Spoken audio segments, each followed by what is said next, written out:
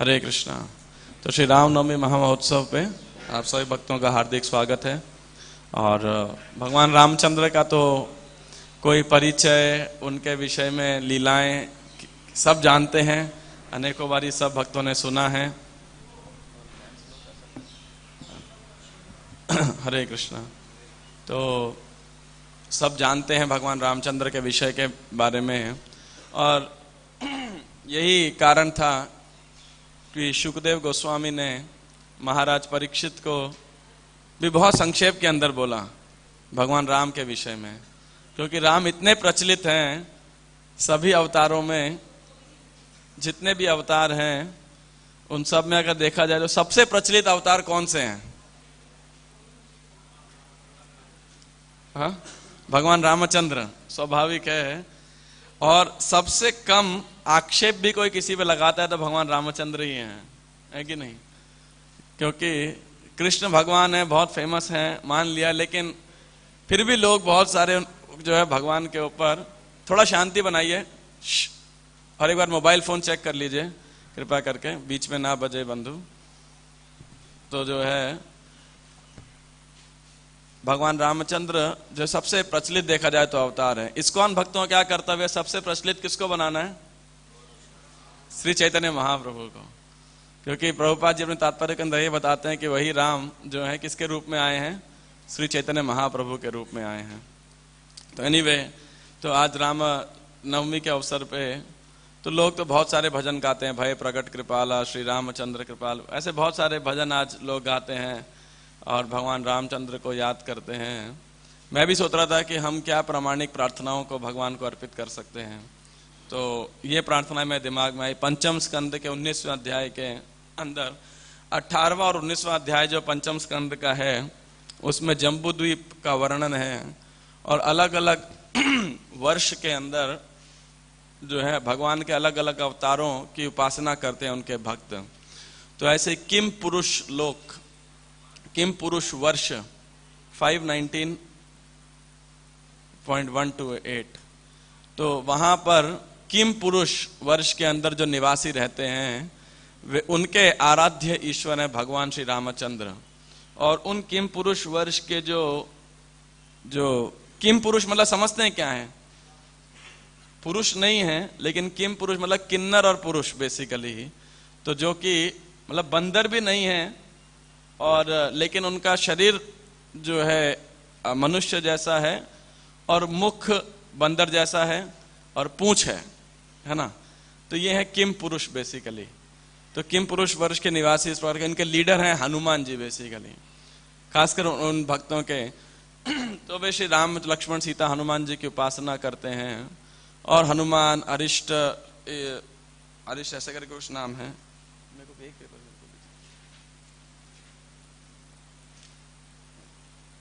तो वे भगवान रामचंद्र उनके उपास्य आराध्य देव हैं, और उनके बहुत सुंदर वे प्रार्थनाएं भगवान को अर्पित करते हैं। तो ये सेक्शन मैंने सोचा कि आज के लिए बहुत अप्रोप्रिएट रहेगा, और इसमें श्रील प्रभुपाद के बहुत ही सुंदर तात्पर्य भी हैं, बहुत ही। तो ये 8 श्लोक हैं, तो हम इसका उच्चारण करने। रामाय रामभद्राय रामचंद्राय मेधसे रघुनाथाय नाथाय सीताय पतये नमः। तो ये बहुत ही शुभ दिन है, आज भगवान रामचंद्र के प्राकट्य तिथि है, और शायद 15 दिन या 1 महीने बाद में सीता देवी का भी प्राकट्य दिवस होगा, सीता नवमी। कृष्ण और राधा रानी दोनों अष्टमी के दिन प्रकट हुए, और रामचंद्र और सीता देवी दोनों नवमी के दिन प्रकट हुए जो है। तो भगवान का अपना दिन विचार होगा तिथि चूज करने का, लेकिन एनीवेज, तो नॉर्मली भगवान रामचंद्र के विषय में सब कहते हैं भगवान मर्यादा पुरुषोत्तम हैं, और जो है आदर्श राजा थे, आदर्श पुत्र, आदर्श पति, आदर्श भाई, सब प्रकार से।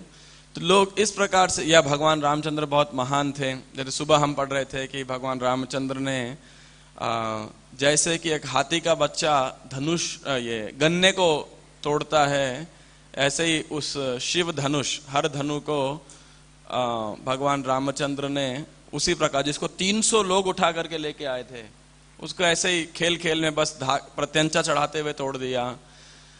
या जैसे शाम को आप ड्रामा में देखेंगे कि भगवान रामचंद्र ने वानर सेना से पूरा समुद्र के ऊपर सेतु बना दिया। सोचिए 1200 किलोमीटर लंबा सेतु हो, कोई सिविल इंजीनियर सोच भी नहीं सकता इतना बड़ा जो है पुल बनाने के लिए, 100 योजन लंबा, वो भी समुद्र के ऊपर, है ना, और वो भी खाली बंदरों ने, है ना। और उनके सहारे पूरा राक्षसों की सेना को जीतना। एक वक्त तो क्या ये भगवान रामचंद्र का वास्तविक गुण है? क्या ये भगवान का वास्तविक महिमा है? सॉरी। तो शुकदेव गोस्वामी 9वें स्कंद के अंदर कहते हैं कि वानर सेना के द्वारा राक्षसों को जीतना, समुद्र के ऊपर पुल बनाना, धनुष को तोड़ना, ये सब भगवान की असली महिमा नहीं है। ये सब तो ठीक है, भगवान है, करते हैं, तो ऐसा करके वो एक श्लोक छोड़ देते हैं कि ये भगवान की असली महिमा नहीं है या उनकी भगवत्ता नहीं है, कि रावण को मारने के लिए उनको खुद को आने की आवश्यकता नहीं थी। ऐसा मेरे को एक भक्त, हम ऐसे ही मजाक मजाक में कह रहे थे कि क्या भगवान रामचंद्र रावण को मारने के लिए अवतरित हुए थे? तो ऐसी डिस्कशन चल रहा था सब मजाक मजाक के अंदर। तो बोला रावण को मारना तो बहुत आसान था, कुछ नहीं, उसने वरदान में ये तो नहीं मांगा था कि मुझे हार्ट अटैक ना हो, है कि नहीं? तो बस एक हार्ट अटैक देना था भगवान को, बोले मार देते, है ना। तो एनीवेज, तो कुल मिलाकर के इन श्लोकों के अंदर भगवान राम के विषय के में हनुमान जी प्रार्थनाएं करते हैं, और सुग्रीव, और एक और नाम है, उनके बारे में मेरे को जानकारी नहीं है इन नाम के प्रति, आर्ष्टी शेण ऐसे करके एक और महान भक्त हैं भगवान रामचंद्र के। तो ये प्रार्थनाएं कर रहे हैं। इन प्रार्थनाओं को उनमें बहुत सुंदर तत्व की चर्चा है, क्योंकि भारत में भी भगवान रामचंद्र को लोग बहुत सेंटिमेंटल रूप के अंदर ले लेते हैं, भावुक रूप के अंदर ले लेते हैं। तो और वो सही भी है एक प्रकार से, क्योंकि लोगों का सहज प्रेम है भगवान रामचंद्र के प्रति। लेकिन फिर भी भागवत के जो दृष्टिकोण से यदि हम समझने का प्रयास करें, तो कुछ रामायण के मुख्य पहलुओं के ऊपर बहुत सुंदर कह सकते हैं अंडरस्टैंडिंग डेवलप होता है, जो कि मेटीरियल अंडरस्टैंडिंग से बहुत ऊपर है। और वही अंडरस्टैंडिंग हनुमान जी यहाँ पे बोल रहे हैं। तो पहला श्लोक है, पहला और दूसरे श्लोक के अंदर केवल ओवरव्यू है।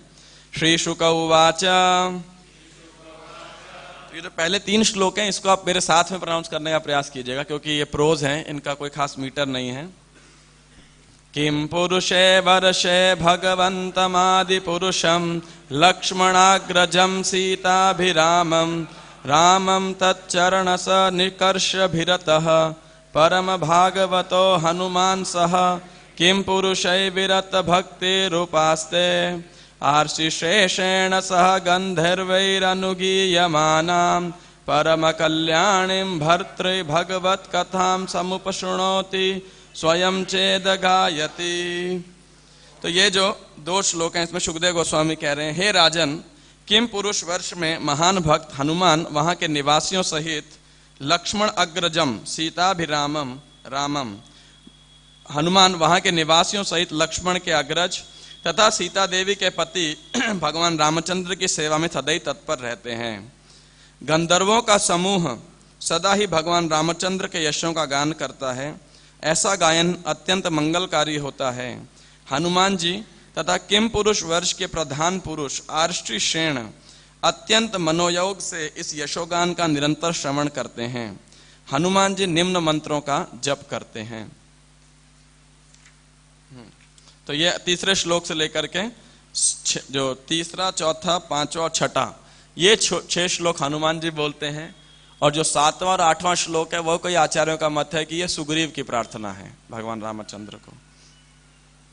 तो जो मैंने इसलिए इनको कैटेगराइज करने का प्रयास किया श्लोकों को, तो तीसरा श्लोक है बेसिकली ये है कि मैं भगवान रामचंद्र को प्रणाम करता हूं।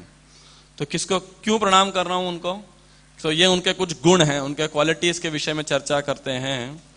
ओम नमो भगवते उत्तम श्लोकाय नम आर्य लक्षणशील व्रताय नम उपशिक्षितात्मन उपासित लोकाय नमः साधुवाद निकषणाय नमो ब्रह्मण्य देवाय महापुरुषाय महाराजाय नमः इति। तो इसके अंदर बहुत सारे जो हैं भगवान के विषय में नाम आते हैं। ओम नमो भगवते, मैं श्री भगवान को नमस्कार करता हूँ। किनको नमस्कार करता हूँ? जो कि उत्तम श्लोक हैं, आर्य लक्षणशील व्रत हैं, उपशिक्षितात्मन उपासित लोक हैं, साधुवाद निकषण हैं, ब्रह्मण्य देव हैं, महापुरुष हैं, महाराज हैं। तो इसका इस प्रकार से अनुवाद है। हे प्रभु, मैं ओंकार बीज मंत्र के जप से आपको प्रसन्न करना चाहता हूँ। मैं उन श्री भगवान को सादर नमस्कार करता हूँ जो उत्तम पुरुषों में सर्वाधिक हैं। आप आर्य जनों के समस्त उत्तम गुणों के भंडार हैं। आपके गुण तथा आचरण सदैव एक समान रहने वाले हैं और आप अपने इंद्रियों तथा मन को सदैव अपने वश में रखने वाले हैं। सामान्य व्यक्ति की भांति आप आदर्श चरित्र प्रस्तुत करके अन्यों को आचरण करना सिखाते हैं। कसौटी केवल स्वर्ण के गुण की परीक्षा करने में समर्थ है, किंतु आप ऐसे स्पर्श मणि हैं जिससे समस्त उत्तम गुणों की परीक्षा हो जाती है। आप भक्तों में अग्रणी ब्राह्मणों के द्वारा उपासित हैं।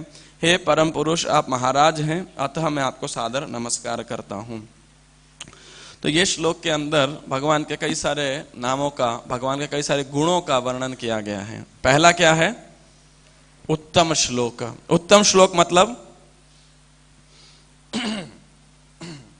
जिनकी अर्चना सदैव उत्तम श्लोकों में की जाती है, जिनकी प्रशंसा बहुत ही सुंदर सुंदर श्लोकों के द्वारा भगवान को जो है उपासना की जाती है। और आने वाले श्लोक बहुत ही सुंदर हैं। तो ये भगवान का एक नाम है, उत्तम श्लोक। दूसरा है आर्य लक्षणशील व्रत, कि भगवान कैसे हैं। समस्त आर्य जन जितने हैं, आर्य मतलब सिविलाइज्ड लोग, सभ्य लोग, तो जितने भी लोग अपने आप को सभ्य मानते हैं और उनके अंदर जितने भी गुण हो सकते हैं, उन सब गुणों के क्या है? भगवान भंडार हैं। ये बात सत्य भी है। तभी तो रामचंद्र के रूप में बोला जाता है आदर्श पति हैं, आदर्श पुत्र हैं, है कि नहीं? हर तरीके से वे आदर्श हैं। तो हनुमान जी कह रहे हैं कि आप सभी मनुष्यों के में जितने भी आर्य सभ्य लोगों के अंदर जितने भी गुण हैं, उन सब के गुणों के आप क्या हैं? खान हैं, भंडार हैं। फिर तीसरा गुण बता रहे हैं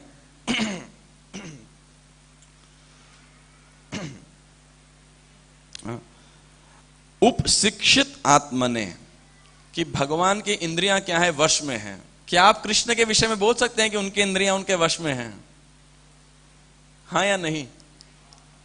ऑब्वियसली कृष्ण की इंद्रियां सदैव उनके वश के अंदर हैं। भ्रम होता है, कई लोग यहां भी कह रहे थे नहीं, है ना, लेकिन ऐसा नहीं है। भगवान हमेशा उनकी इंद्रियां उनके वश में रहती है। इसलिए भगवान का क्या नाम है? ऋषिकेश। भगवान सभी इंद्रियों के स्वामी हैं, लेकिन फिर भी कृष्ण की लीलाओं से ऐसा लगता है कि उनकी इंद्रियां उनके वश में नहीं है कि नहीं? पैदा होते ही माखन चोरी करने लगे, है कि नहीं? चोर की इंद्रियां थोड़ी उसके वश में होती है। उसकी इंद्रियां तो जो वस्तु चोरी के लिए योग्य होती है उसके वश में होती है। जहां देखेगा वही चोरी करने जाएगा। और एक बार प्रभुपाद जी का कई बार लोग आते थे, बोले प्रभुपाद, कृष्णा मैरिड 16,000 वाइफ्स, कि उन्होंने 16,100 रानियों से शादी की। प्रभुपाद कहते why only 16,000? Krishna can marry 16 million, Krishna can marry 16 crore, you know, that shows he is God. कह रहे प्रभुपाद जी से पूछा कि कृष्ण ने देखो भगवान 16,100 रानी से शादी की। प्रभुपाद कह रहे 16,000 क्यों? 16 लाख 16 करोड़ से शादी कर सकते हैं। इससे सिद्ध होता है कि वो क्या है? भगवान है। साधारण व्यक्ति थोड़ी कोई 16,000 रानी रख सकता है, पत्नियां रख सकता है। तो अब भक्त होता है वो तो रलिश करता है, लेकिन कोई अभक्त होता है तो वो ईर्ष्या करता है कि देखो हमारे पास एक भी नहीं है, भगवान का 16,000 है कि नहीं? तो वो ऐसे ईर्ष्या करता है। लेकिन रामचंद्र के विषय में अधिकांश लोग बोले कि नहीं, वो बिल्कुल आदर्श है, फॉलो करना हो तो रामचंद्र को फॉलो करो। तो इसीलिए कह रहे हैं उपशिक्षित आत्मन, कि आपकी इंद्रियां सदैव आपके वश में है। कम से कम साधारण लोगों को तो ऐसा प्रतीत होता है कि नहीं? और उपासित लोकाय, इसीलिए क्या है समस्त श्रेणियों के लोगों द्वारा सदैव पूजित हैं। हर प्रकार के लोग आपकी पूजा करते हैं, है कि नहीं? चाहे वे ब्राह्मण हो, क्षत्रिय हो, वैश्य हो, शूद्र हो, सभी आपकी उपासना करते हैं। यहां तक कि निषाद भी क्यों ना हो, वानर भी क्यों ना हो, सब लोग भगवान रामचंद्र की पूजा करते हैं। उपासित लोकाय, सदैव आपकी पूजा करते हैं, उनके द्वारा उपासित हैं। साधुवाद निकषणाय, ये बड़ा सुंदर वर्ड है। साधुवाद मतलब क्या है कि जो साधु लोग हैं, तो उनके अंदर नॉर्मली बहुत सारे गुण शास्त्र में वर्णन किया गया। तितिक्षव कारुणिक सुहृदा सर्वदेहिना अजात शत्रव शांता साधव साधुभूषण, कि साधुओं के अनेक गुण हैं और उन गुणों से भगवान भी बहुत आकर्षित होते हैं। लेकिन श्री भगवान कैसे हैं, जो कसौटी होती है, कसौटी समझते हैं ना, सोने को टेस्ट किया जाता है उससे कि असली है या नकली है, कितना कैरेट गोल्ड है इत्यादि। आपको सोने कई टेस्ट होते हैं, लेकिन कसौटी पे उसको खरा उतरना चाहिए सोने को, अगर असली सोना है तो ऐसे हर चीज के कोई टेस्ट होते हैं। तो वैसे ही अब साधुओं के गुणों को टेस्ट करना हो तो किस स्थिति में टेस्ट किया जाता है? साधु के गुण कब टेस्ट होते हैं? विपरीत परिस्थितियों के अंदर। जब प्रतिकूल परिस्थितियां होती है तो पता लगता है कि वह व्यक्ति कितना आध्यात्मिक जीवन में उन्नत है। प्रभुपाद जी एक बंगाली में कहावत कहते थे, मुझे एग्जैक्टली बंगाली कहावत तो नहीं याद, लेकिन उस प्रकार अर्थ है कि देखो कुछ लोग तोते की तरह भगवान का नाम जप करते हैं, हरे कृष्णा कृष्णा कृष्णा हरे हरे, हरे राम राम राम हरे हरे। उस केवल नाम जप कर, मतलब शब्द बोलते हैं, नाम जप नहीं करते हैं। लेकिन जब कोई उस तोते की गर्दन पकड़ता है तो क्या करता है? वो क्या टैं टैं करने लगता है कि नहीं? तब उसकी आध्यात्मिक उन्नति नहीं हुई तो ऐसा नहीं कृष्णा कृष्णा करेगा, वो क्या वो अपने नॉर्मल साधारण कौवे तोते की भाषा में आ जाएगा। तो ऐसे ही साधु की परीक्षा होती है जब कोई विपरीत परिस्थिति में होता है। लेकिन कह रहे हैं कि भगवान ऐसे स्पर्श मणि हैं जो कि सभी उत्तम गुणों की परीक्षा करने में समर्थ हैं, है कि नहीं? कि मतलब कोई भी टेस्ट करना हो उत्तम गुणों का तो भगवान उसके आइडियल पैरामीटर हैं बेसिकली, भगवान रामचंद्र। फिर नमो ब्रह्मण्य देवाय, ब्रह्मण्य देवाय मतलब सभी ब्राह्मणों के द्वारा जो है भगवान उपासित हैं। फिर कह रहे हैं महापुरुषाय, कि वो महापुरुष हैं। महापुरुष का एक अंडरस्टैंडिंग जो हम समझते हैं वो ये है कि कोई महान व्यक्ति है, वो सच है, लेकिन यहाँ पे महापुरुष का मतलब है जो परम पुरुष हैं। ऐसा नहीं जो हम कॉमन टर्मिनोलॉजी के अंदर महापुरुष यूज करते हैं वर्ड, कि ये बड़े महापुरुष हैं, बड़े महान कार्य करते हैं, क्योंकि पुरुष तो एकमात्र एक ही व्यक्ति है कि नहीं? वो है भगवान। बाकी सब तो प्रकृति हैं, लेकिन फिर भी ये महापुरुष से यहाँ जो अंडरस्टैंडिंग है वो है परम पुरुष हैं। और महाराज, कि आप महाराजा हैं, सभी राजाओं के राजा हैं, अतः मैं आपको सादर नमस्कार करता हूँ।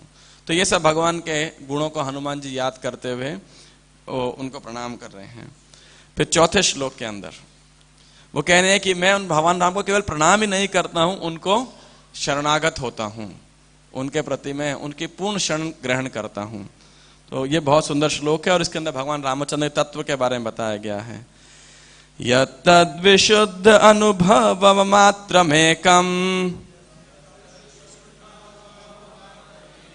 यत्तद्विशुद्धानुभव मात्रमेकम, स्वतेजसा ध्वस्त गुण व्यभस्तम,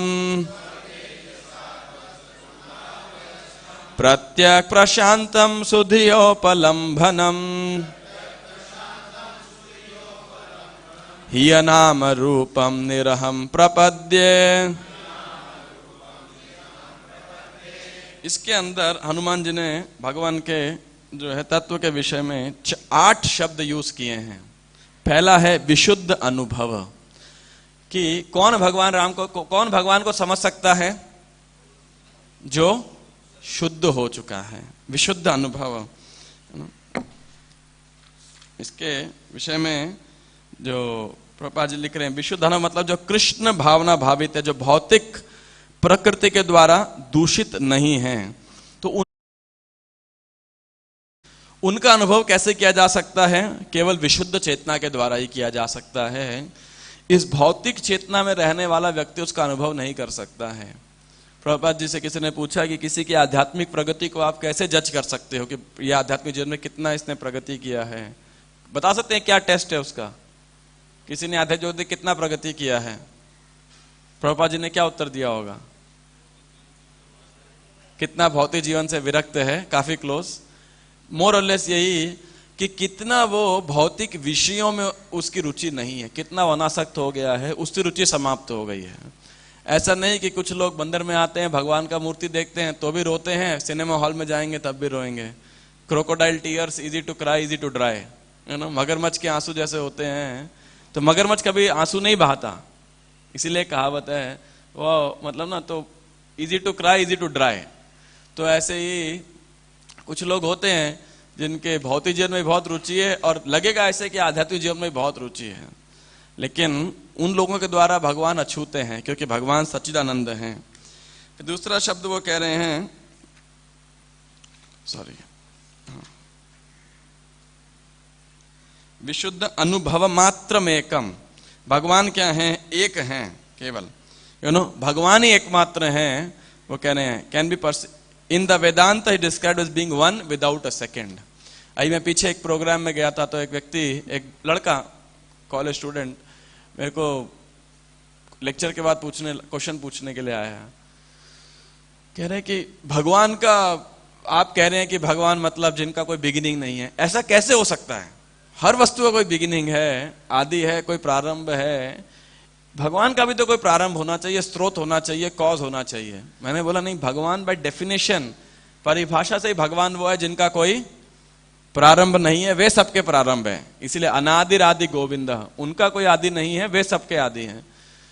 तो कह रहे ये तो बहुत मुश्किल चीज समझने के लिए। मैंने कहा भगवान को समझना आसान थोड़ी है ना, लेकिन बाय डेफिनेशन अगर जो भगवान का कॉज अगर कभी कोई हो गया तो वो भगवान हो जाएगा, हम उसका भगवान कह देंगे। तो बोला अच्छा ठीक है, मैं सोचता हूँ इस विषय के बारे में। ना ये तो बहुत कंफ्यूज कर दिया आपने। मैंने कहा अच्छी बात है, confusion is the beginning of clarity, not a problem if you are confuse, that's very nice. तो कहने का अर्थ है कि लोग सोचते हैं, तो कभी कभी लगता है कि भगवान क्या एक ही है? हाँ, भगवान एक ही है, is one without a second.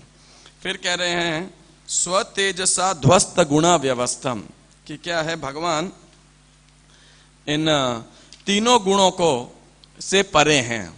इसको कैसे हनुमान जी बता रहे हैं? स्व तेजसा, भगवान अपनी शक्ति से, अपनी पोटेंसी से स्व तेजसा ध्वस्त गुण व्यवस्था। ये जो प्रकृति के तीन गुण है, सत्वगुण, रजोगुण, तमोगुण, इन सबको माया के भगवान इससे कभी कलुषित नहीं होते। भगवान इन तीनों गुणों से पूरी तरीके से परे हैं और अपनी शक्ति से कभी इनसे नहीं होते। क्यों ये बात हनुमान जी कह रहे हैं? क्योंकि कई बार लोग कहते हैं कि देखिए भगवान जो है परम सत्य क्या है? परम सत्य तो निराकार है, और जब वो राम कृष्ण इत्यादि का रूप लेकर के आते हैं तो माया के वशीभूत उनका रूप होता है। क्योंकि फॉर्म मीन्स कि जहाँ पे फॉर्म मतलब रूप है, तो वो केवल भौतिक प्रकृति के वशीभूत होके लिया जा सकता है। तो वो कह रहे हैं कि नहीं, भगवान चाहे निराकार हो चाहे साकार हो, किसी भी समय प्रकृति के अधीन नहीं होते। फिर चौथा कह रहे हैं प्रत्यक। प्रत्यक मतलब वे दिव्य भौतिक नेत्रों से अदृष्ट हैं, कि भौतिक नेत्रों से आप उन्हें देख नहीं सकते। वैसे तो प्रत्यक मतलब प्रत्यक्ष जिसको आप देख सकते हो, लेकिन कहने किसके द्वारा देख सकते हो आप? ये चर्म चक्षु के द्वारा हम नहीं देख सकते। उसके लिए क्या चक्षु चाहिए? प्रेम चक्षु चाहिए। प्रेमांजन छुरित भक्ति विलोचनेन संत सदैव हृदयेषु विलोकयन्ति। तो वो भगवान जिनको आप अपनी इंद्रियों के द्वारा नहीं देख सकते, मतलब ग्रॉस भौतिक इंद्रियों के द्वारा नहीं देख सकते। पहले इन्होंने बताया कैसे देख सकते हो उन भगवान को आप? उन्हीं भगवान का अनुभव कर सकते हो। कैसे? विशुद्ध अनुभव, भव मात्र, विशुद्ध चेतना के द्वारा देख सकते हो, लेकिन भौतिक नेत्रों से आप उन्हें नहीं देख सकते। फिर आगे क्या कह रहे हैं? प्रत्यक प्रशांतम। ये वही बात है बेसिकली कि भगवान स्व तेजसा ध्वस्त गुणा व्यवस्थम, कि भगवान भौतिक गुणों से कभी डिस्टर्ब नहीं होते। प्रशांत का मतलब ये है। क्या हम सब डिस्टर्ब रहते हैं कि नहीं? क्यों डिस्टर्बेंस होती है? कभी सत्वगुण, कभी रजोगुण, कभी तमो, हम अशांत हैं, है ना। और भगवान क्या है? प्रशांत, है ना। और क्या है? मुक्ति भुक्ति सिद्धि कामी सकले अशांत, कृष्ण भक्त निष्काम अतएव शांत। कि कृष्ण का भक्त निष्काम होता है, कोई भुक्ति मुक्ति सिद्धि की इच्छा नहीं होती, इसलिए वो क्या है? शांत होता है। लेकिन जो भौतिकतावादी सदैव अशांत रहता है। लेकिन भगवान का नाम क्या है? प्रशांत, प्रकृष्ट रूपेण शांत, जो कभी भी किसी वस्तु डिस्टर्ब नहीं होते। तो प्रशांत। फिर सुधिया उपलंबनम। सुधिया उपलंबनम का अर्थ है कि सुधिया मतलब धिया, धिया मतलब होता है बुद्धि। तो धिया मतलब, सुधिया मतलब क्या हो गया? अच्छी बुद्धि, सुंदर बुद्धि। सुमेधसा मतलब बहुत अच्छा कोई व्यक्ति बुद्धि हो जिसकी तो वो सुबुद्धि किसे बोला जाएगा? अच्छी बुद्धि किसे बोला जाएगा? किस बुद्धि को अच्छी बुद्धि बोला जाता है? कृष्ण बुद्धि को, बेसिकली कृष्ण भावना। तो प्रभुपाद यहाँ ट्रांसलेशन वर्ड मीनिंग में कह रहे हैं सुधिया, कृष्ण भावनाओं से उपलंबनम, उस कृष्ण भावना से भगवान उपलब्ध कराए जा सकते हैं केवल और केवल, अन्य किसी भौतिक के द्वारा नहीं, क्योंकि भगवान प्रशांत हैं, उनको कोई अशांत व्यक्ति नहीं प्राप्त कर सकता। तो केवल सुधिया उपलंबनम, कृष्ण भावना, कृष्ण भक्ति के द्वारा ही, जो कि भौतिक कामनाओं, कल्पनाओं और कल्पनाओं से अप्रभावित है ना। प्रभुपाद जी श्लोक करेंगे, प्रेमांजन छुरित भक्ति विलोच तात्पर्य में कोट करते हैं। आगे जाके उत्तम भक्ति की जो डेफिनेशन है, क्या डेफिनेशन है? अन्य अभिलाषिता शून्यम ज्ञान कर्मादि अनावृतम अनुकूल्येन कृष्णानुशीलनम भक्तिरुत्तमा। तो केवल उसी के द्वारा भगवान को प्राप्त किया जा सकता है। फिर अंतिम 2 वर्ड यूज करें, अनाम रूपम। अनाम रूपम मतलब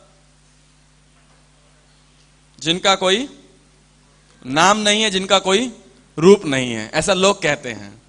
लेकिन वैष्णव सिद्धांत क्या है? भगवान का कोई भौतिक नाम नहीं है और भौतिक रूप नहीं है। जय श्री श्री राधा राधिका रमन भगवान की जय, श्री जगन्नाथ बल्ले सुभद्रा महारानी की जय, श्री श्री कृष्ण बलराम की जय, श्री गौणता श्री प्रभुपाद की जय। तो जो है, जिनका कोई भौतिक नाम और भौतिक रूप नहीं है। प्रभुपाद जी ने इसके विषय में बहुत सुंदर श्लोक दिया है, तात्पर्य दिया है इसके अंदर 2-3 पेज का, कि जीवात्मा और परमात्मा में अंतर क्या है ना। क्योंकि देखिए, जीवात्मा का नाम होता है, जीवात्मा का रूप होता है, लेकिन परमात्मा का भौतिक रूप नहीं होता, भौतिक नाम नहीं होता। जीवात्मा अपने नाम से भिन्न है, लेकिन भगवान अपने नाम से अभिन्न है ना। तो ऐसे। और अंतिम वर्ड क्या है? निरहम। निरहम मतलब, निरम का अर्थ बताया है कि जो अहंकार रहित है, भगवान जिनके अंदर कोई भौतिक अहंकार नहीं है। दूसरा विष्णु चक्रवर्ती ठाकुर और जीव गोस्वामी पाद, ये जीव गोस्वामी का है कि भगवान के अंदर इस अहंकार का मतलब क्या है? अहंकार क्या होता है? अहम, आईनेस, बेसिकली जो मैं की पहचान। तो जो सेल्फ रियलाइज सोल है वो जानते हैं अहम ब्रह्मास्मि, कि मैं भगवान का अंश हूं, मैं आत्मा हूं। और जो और उन्नत भक्त हैं वे जानते हैं कि हम भगवान के अंश हैं। और अगर भौतिक देहात्म बुद्धि के अंदर हम क्या सोचते हैं? हम भारतीय हैं, हम पुरुष हैं, हम स्त्री हैं, हम बच्चे हैं, इत्यादि इत्यादि। तो यह अहंकार होता है। तो प्रभुपाद जी कह रहे हैं कि जीवात्मा अपने आप को इंडियन, जर्मन ऐसा बोल सकता है। हम भी अगर बोलते हैं तो हम बोलेंगे ये चाइनीज भक्त हैं, रशियन भक्त हैं, जर्मन भक्त हैं, इंडियन भक्त हैं, है ना। लेकिन हम कभी ये तो नहीं बोलते कि जर्मन डीटीज हैं, इंडियन डीटीज हैं, ऐसा तो नहीं बोलते, है ना। हम हमेशा बोलते हैं कृष्ण ही है, हमेशा कृष्ण है ना। वो अलग बात है, प्रभुपाद जी ने लंदन ईश्वर, पेरिस ईश्वर नाम दिया, वो एक अलग बात है। लेकिन हम कभी ऐसा तो नहीं बोलते कि जर्मन कृष्ण है या ये फ्रेंच राधा रानी है, ऐसा तो कभी भी नहीं बोलते। कृष्ण हमेशा कृष्ण है, चाहे वो किसी भी देश के अंदर हो, किसी विग्रह के रूप के अंदर हो। तो इसका अर्थ है कि भगवान के पास कोई भौतिक उपाधियां नहीं है, विदाउट मेटीरियल डेजिग्नेशन। ये जीव गोस्वामी का मत है। विष्णु चक्र ठाकुर का मत क्या है? निरहम मतलब कि इसमें वो वर्ड यूज कर रहे हैं, निह को ज्यादा अपना देख करके अहम को इस्तेमाल दे रहे हैं। कि भगवान कह रहे हैं क्या? कि भगवान एक व्यक्ति हैं। अहम मतलब कोई व्यक्ति होगा तभी तो मैं यूज करेगा वर्ड, है ना। तो वो इसीलिए इस वर्ड को इस्तेमाल करते हुए संस्कृत ग्रामर के हिसाब से बताते हैं। तो ये भगवान राम के विषय में तत्व बता रहे हैं कि भगवान तीनों गुणों के परे हैं। भगवान को केवल कृष्ण भक्ति के द्वारा ही, मतलब भक्ति, शुद्ध चेतना के द्वारा, भक्ति के द्वारा जाना जा सकता है। भगवान को कोई भौतिक नाम रूप नहीं है, इत्यादि। ये हनुमान जी बहुत बुद्धिमत्ता पूर्वक इस बात को बता रहे हैं, क्योंकि जानते हैं आने वाले समय के अंदर लोग ना यही सब आक्षेप करेंगे ही करेंगे कि राम का रूप तो माया का था। वो भी चलो महापुरुष थे, एक महान व्यक्ति थे, महान राजा थे, लेकिन कोई महान भगवान नहीं मानने वाला उन्हें। ऐसे भी बहुत लोग होंगे। या फिर क्या होगा, बहुत बारी राम कथा के अंदर आप देखते हैं कि जो राम का चरित्र ग्लोरीफाई करते हुए क्या क्या टीका दी जाती है कि देखो राम जैसा पुत्र होना चाहिए। क्यों? क्योंकि देखिए दशरथ महाराज ने आज्ञा दी कि वनवास चले जाओ। कहाँ राजा बनने वाले थे, मतलब, और कहाँ उनको जंगल में भेज दिया, लेकिन रामचंद्र ने क्या है, उस आज्ञा को पूरा फॉलो किया। तो सब बच्चों को, पुत्रों का ऐसा होना चाहिए, है ना, ऐसा ऐसा लोग शिक्षा देते हैं। लेकिन क्या ये सही शिक्षा है, गलत शिक्षा है? क्या कहते हैं, ये गलत शिक्षा सही है या गलत है? सर्वोपरि है ना? क्या बोलते हैं, मातृदेवो भव पितृदेवो भव, है ना? तो देखिए, महाभारत और रामायण वेदों के इतिहास सेक्शन में आते हैं। सिर्फ 2 इतिहास हैं। जैसे पुराण कितने हैं? 18 मुख्य पुराण हैं। और उपनिषद कितने हैं? 108 मुख्य उपनिषद है, लेकिन पुराण 2 ही हैं, इतिहास 2 ही हैं, रामायण और महाभारत। तो ये जो इतिहास होते हैं, ये 2 स्तर पे शिक्षाएं देते हैं, एक आध्यात्मिक स्तर पे और एक सामाजिक स्तर के ऊपर। तो इनको इस स्तर पे भी बहुत अच्छे से यूज किया जा सकता है। और अधिकांशतः रामायण और महाभारत का इस्तेमाल किया ही इसलिए जाता है सोशल शिक्षाएं देने के लिए। जैसे कर्ण इतना पॉपुलर क्यों है महाभारत के अंदर? क्यों? क्योंकि महाभारत में कर्ण को इतनी पॉपुलैरिटी क्यों दी जाती है? नहीं, दान तो एक है, लेकिन सबसे ज्यादा लोग बोलते हैं देखो मित्रता जिसने निभाई है कि नहीं? लेकिन जो वैष्णव लोग हैं वो कर्ण को कभी जो है गुणगान नहीं करते उसका। ऐसी मित्रता का क्या फायदा जो दोस्त भी गड्ढे में जाए और उसको धक्का दे के गड्ढे में गिरा, बोले मैं भी आ रहा हूं, है ना? तो कर्ण ऐसा मित्र था।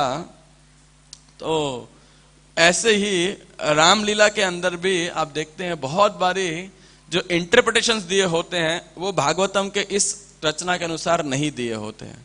तो उनको लगता है राम एक आदर्श पुत्र है, दशरथ एक पिता, खाली साधारण पिता हैं। लेकिन जो भागवत के टीकाकार हैं, जो भागवत के दृष्टिकोण से देखा जाए तो भगवान रामचंद्र और दशरथ के बीच में क्या, दशरथ कोई साधारण व्यक्ति नहीं है, भगवान रामचंद्र के पिता हैं। और कोई साधारण व्यक्ति भगवान का बाप नहीं बन सकता, देखिए, है कि नहीं?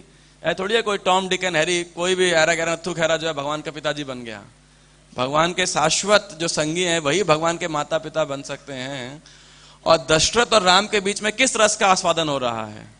विप्रलंब का आस्वादन हो रहा है, विरह का आस्वादन हो रहा है। जो आस्वादन व्रज की गोपियां करती है जब भगवान श्री कृष्ण छोड़ के चले जाते हैं, जब चैतन्य महाप्रभु संन्यास ग्रहण कर लेते हैं तो भक्त उनसे जो विरह आस्वादन करते हैं, वही विरह दशरथ और अयोध्या वासियों को होता है। और विरह के जो महाभाव की अंतिम स्टेज है वो क्या है? उसमें 10 स्टेज बताई जाती हैं, चैतन्य चरितामृत में वर्णन आता है मध्य लीला के अंदर। तो उसकी अंतिम स्टेज जानते हैं क्या है? मृत्यु। तो जो है जिसके अंदर व्यक्ति भौतिक देह के अंदर नहीं रहता, तो दशरथ की जो स्टेज है ये उस विरह की महाभाव की स्टेज है, जिसको लोग साधारण सोचते हैं कि देखो बेटे के विरह में पिताजी मर गया, है कि नहीं? जब भगवान रामचंद्र वाल्मीकि सीता देवी के विरह में वियोग करते हैं, वाल्मीकि रामायण में 10 अध्याय हैं। मतलब 10 अध्याय के अंदर केवल मतलब आधे गीता से भी ज्यादा आप सोचिए, है ना? उतना बड़ा केवल भगवान राम वृक्ष से पूछ रहे हैं, पत्थर से पूछ रहे हैं, पहाड़ से पूछ रहे हैं, आकाश से पूछ रहे हैं, नदी नालों से पूछ रहे हैं, पतंगों से, पशुओं से, सबसे पूछ रहे हैं। सीता को देखा क्या? सीता को देखा क्या? सीता के पास टाइम्स याद कर रहे हैं, सीता गुणगान कर रहे हैं। कोई साधारण स्त्री से, मतलब साधारण व्यक्ति भी, इतना काम लोलुप व्यक्ति भी हो, कोई स्त्री से बहुत आसक्त हो तो भी ऐसा नहीं करेगा, राइट कि नहीं? तो लोग कोई कंफ्यूज हो सकता है कि देखो, कोई शिक्षा ले सकता है कि भाई देखो भगवान रामचंद्र बता रहे हैं कि आदर्श पति को कैसा होना चाहिए, है कि नहीं? तो ठीक बात है, भगवान रामचंद्र को शिक्षा दे रहे हैं, लेकिन इस दृष्टिकोण से नहीं दे रहे कि हर व्यक्ति को जो है इस प्रकार से स्त्री के प्रति आसक्त होना चाहिए। तो ऐसे बहुत सारे जो है ना अलग अलग प्रकार के मॉरल इंस्ट्रक्शंस के लिए रामायण को यूज किया जाता है, जो वैष्णवों को प्रिय नहीं है। आप समझ रहे हैं बात को, इस बात को, इस तथ्य को, कि जो इतिहासों को, जो इस प्रकार के इतिहास को जब सामाजिक इंस्ट्रक्शंस के लिए यूज किया जाता है तो बहुत अर्थ का अनर्थ हो जाता है। जैसे साधारण देखिए, रामायण में भी एक बहुत बड़ा ट्विस्ट, कॉन्ट्राडिक्शन बोला जाता है। घर का भेदी किसके लिए बोल रहे हैं? ये विभीषण के लिए। तो विभीषण को एक पॉजिटिव कैरेक्टर पोर्ट्रे किया या नेगेटिव? एक बहुत ही नेगेटिव कैरेक्टर पोर्ट्रे किया। लेकिन जो वैष्णव है वो विभीषण को ग्लोरीफाई करते हैं ना निंदा करते हैं? वो ग्लोरीफाई करते हैं। तो हमेशा अब क्या है, जब आप सोशल स्तर पे ले आते हैं तो हम भगवान या वैष्णवों के आचार्यों के दृष्टिकोण से रामायण को ना देखकर, भगवान की लीला को ना देख करके इस भौतिक जगत के चश्मे से उस लीला को देखते हैं, और ये बहुत बड़ा इससे अपराध होने के चांस है। जैसे विभीषण के बारे में बोला, कोई कैकेयी की निंदा नहीं करता। देखिए संसार के अंदर इतिहास में रामायण चाहे महाभारत तो है घर घर की कहानी बेसिकली। पहले 10-20 साल पहले एक सीरियल आता कहानी घर घर की, उसकी जगह वो सीरियल में रामायण और महाभारत दिखाना चाहिए। और लिटरली देखा जाए तो हर घर की यही कहानी है। गृहेषु कूट धर्मेषु दुख तंत्रेषु अतंत्रितः। हर घर के अंदर कूटनीति चल रही है, अधर्म चल रहा है। सच बात है कि नहीं? तो अनादिकाल से, चाहे वो अयोध्या के अंदर हो, रानियों के अंदर हो, चाहे वो 2 कजन भाइयों के अंदर हो, गृहेषु कूट धर्मेषु दुख तंत्रेषु, कि जो घर पारिवारिक जीवन है वो स्वाभाविक है ही कूट धर्मेषु दुख तंत्रेषु। दुख का तंत्र है बेसिकली, वहां कूटनीति होगी। लेकिन कैकेयी के बारे में कितना वर्णन आता है? कोई खास वर्णन नहीं। कैकेयी की निंदा कितने लोग करते हैं? केवल वैष्णव करते हैं, बाकी बाहर के लोग व्याख्यान ही नहीं करेंगे कैकेयी का। सच बात है कि नहीं? तो अब देखिए कितना ट्विस्ट है, जहां पे विलेन है, कैकेयी एक विलेन है बेसिकली, तो उसका तो कोई चर्चा नहीं करेगा। और जो विभीषण है वो वास्तविकता में क्या है?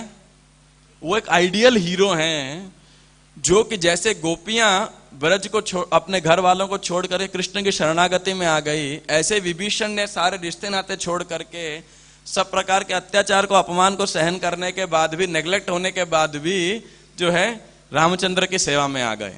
और यहां नहीं कि वानरों सबने आलिंगन कर लिया उनका, सबने पहले शक किया। मतलब उनको रिक्रूट करने से पहले पूरी मैनेजमेंट इष्ट गोष्ठी हुई, जिसको हेड किया भगवान राम ने, और सबसे पूछा, सुग्रीव से पूछा, अंगद से पूछा, हनुमान जी से बाद में पूछा, जामवंत इत्यादि से पूछा, नल नील से पूछा कि क्या करना चाहिए। कोई बोला राक्षस है, क्यों विश्वास कर रहे हो इस पे, इसको मार डालना चाहिए। दूसरा बोला नहीं, दूत को मारना नहीं चाहिए, बंदी बना के रख लेते हैं। तीसरा बोला लंका वापिस भेज देते हैं। और ऐसे ऐसे अलग अलग मत थे। तो हनुमान जी से पूछा, हनुमान जी बोलते कि प्रभु आप हमारी परीक्षा ले रहे हैं, है ना। तो फिर अपना अनुभव बताते हैं। अभी तक तो पहले को विभीषण से मिला नहीं था, लेकिन हनुमान जी मिले थे। कब मिले थे? जब लंका में गए थे सीता को खोजने के लिए। तो एक ही घर था जहां राम राम राम की आवाज आ रही थी। तो बोले मैं लंका में गया था, ये आपके महान भक्त हैं, उस असुर कुल के अंदर रहते हुए भी, और लंका में सबका घर जलाया था, एक विभीषण का घर नहीं जला था, केवल एक अशोक वाटिका और विभीषण का घर, इन 2 को छोड़ के बाकी सब जला था, है ना। तो बोल रहे आपके महान भक्त हैं और इन पे विश्वास करना चाहिए। और हनुमान जी तो वैसे भी बोलचाल में भी बहुत एक्सपर्ट थे, और किसी के रूपरेखा को समझने बहुत विद्वान थे। तो कह रहे कि इनके आप शैली से पता लगा सकते हैं कि आपके शरणागत हुए हैं। तब भगवान रामचंद्र के बहुत बड़ा उनको फिर विभीषण गुणगान करते हैं, और क्या उनका टाइटल देते हैं उन्हें? लंकेश। तो हनुमान जी पूछते हैं प्रभु आपने तो लंका का राजा बना दिया। और भगवान एक और ऐलान भी करते हैं वहां पे, पद्म पुराण का फेमस श्लोक है, मैं श्लोक तो याद नहीं, लेकिन भगवान कहते हैं कि यदि कोई एक बार भी मुझे बोल दे कि हे प्रभु मैं आपका हूं, आप मेरे हो, इसके बाद वो व्यक्ति भूल जाए, लेकिन मैं नहीं भूलता उसे। और आज अगर रावण भी मेरे शरणागत आ जाए, क्योंकि मेरा कर्तव्य है शरणागतों को शरण देना, ये मेरा धर्म है, तो रावण भी आ जाएगा तो शरण दूंगा। तो कोई बोला प्रभु आपने बोला रावण आपकी शरण में आ जाएगा, शरण दे दोगे? इसको तो आपने लंका, विभीषण को लंका का राज्य दिया, तो रावण को क्या दोगे? बोला अयोध्या का राज्य दे दूंगा। तो भरत को क्या दोगे? तो बोले वैकुंठ का राज्य दे दूंगा। तो बोले आप कहां जाओगे? बोला मैं सबकी सेवा करूंगा। भगवान रामचंद्र का ये जो है, वो जो भक्तों के साथ आस्वादन है उनका जो है वो ये है। लेकिन बहुत बारी रामायण को इस प्रकार से भौतिक दृष्टिकोण से जब देख लिया जाता है तो लोग फिर फॉल्ट फाइंडिंग करने लगते हैं उसके अंदर, और उससे अपराध करते हैं। इसलिए वैष्णव दृष्टिकोण बहुत इंपॉर्टेंट है। और ये प्रभुपाद जी एक तात्पर्य के अंत के अंदर सूचना देते हैं कि जो है वैष्णवों से रामायण को हमें सुनना चाहिए और समझना चाहिए। अब भगवान राम की शिक्षा क्या है? अब लोग बोलेंगे आदर्श राजा होना चाहिए, राम राज्य चाहिए, है ना, आदर्श पति होना चाहिए, वो सब ठीक है, लेकिन वैष्णव दृष्टिकोण के अनुसार क्या शिक्षा है? तो ये 5वां श्लोक है। मर्त्यावतारस्त्विह मर्त्य शिक्षणम रक्षो वधायैव न केवलम विभोः कुतोऽन्यथा स्याद्रमतः स्व आत्मनः सीता कृतानि व्यसनानि ईश्वरस्य।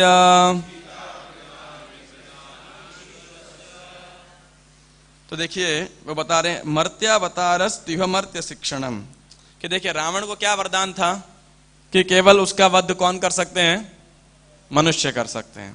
इसीलिए भगवान रामचंद्र को मनुष्य रूप धारण करना पड़ा। हनुमान जी कह रहे हैं कि मनुष्य रूप को धारण किया, कोई और भी रूप धारण कर सकते थे, लेकिन ब्रह्मा जी ने वरदान दिया था कि केवल मनुष्य और वानर को छोड़ के बाकी कोई आपको मार नहीं पाएगा।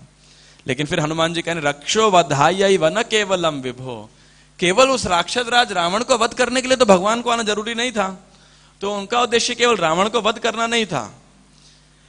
वे किस लिए आए थे, कुतोन्यथा स्याद् रमतः स्व आत्मनः सीता कृतानि व्यसनानि ईश्वरस्य, कि देखिए व्यसनानि ईश्वरस्य, कि इतने दुख ईश्वर होते हुए भी भगवान रामचंद्र को दुख भोगने पड़े। क्यों दुख भोगने पड़े, स्याद् रमतः स्व आत्मनः सीता कृतानि, क्यों, क्योंकि सीता के से वियोग के कारण।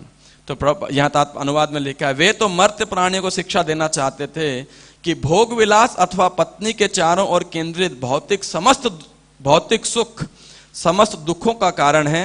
वे स्वयं में पूर्ण हैं, उन्हें किसी भी प्रकार का पश्चाताप नहीं है, अतः भला वे माता सीता के अपहरण से क्या कष्ट भोगते हैं। अब देखिए हनुमान जी वो व्यक्ति हैं जिसने सीता माता को खोजने के लिए जान लगा दिया था, राइट, पूरा वही खोज करके आए थे। और वो कह रहे हैं क्या, मैं तो राम के सबसे क्लोज था, है ना, लेकिन मैं कह रहा हूं भगवान रामचंद्र क्या है, उनको कोई दुख नहीं था सीता से वियोग का। कैसे हो सकता है, हो ही नहीं सकता, क्योंकि वे पूर्ण हैं। और प्रभुपाद जी कह रहे हैं भगवान चाहते तो, रामचंद्र चाहते तो लाखों करोड़ों सीता उत्पन्न कर सकते थे। एक सीता के लिए इतना पश्चाताप करने की क्या आवश्यकता है, कोई है क्या आवश्यकता, नहीं। अब लोग बहुत सारे कारण देते हैं, आपके पास कई सारे रामनवमी में मैसेज भी आए होंगे कि राम का अवतार इसलिए हुआ क्योंकि नारद मुनि ने श्राप दिया था विश्व मोहिनी के विरह के कारण। वो सब बहुत ही बाह्य और मटेरियल कारण हैं, लेकिन आंतरिक प्रसंग जो वैष्णव दृष्टिकोण से क्या शिक्षा देना चाहते हैं भगवान, तो प्रभुपाद जी 3 पैराग्राफ के अंदर 3 अलग अलग बातें करते हैं। पहली बात करता है यन्मय थुनादि गृहमेद सुखम तुच्छम कंडु यनेन करयो रिव दुख दुखम, कि देखिए दाम्पत्य जीवन यौन जीवन, प्रभुपाद जी कह रहे हैं वो हमेशा दुख का कारण है। भक्तों को तथा सारे मानव समाज को यह शिक्षा देने के लिए कि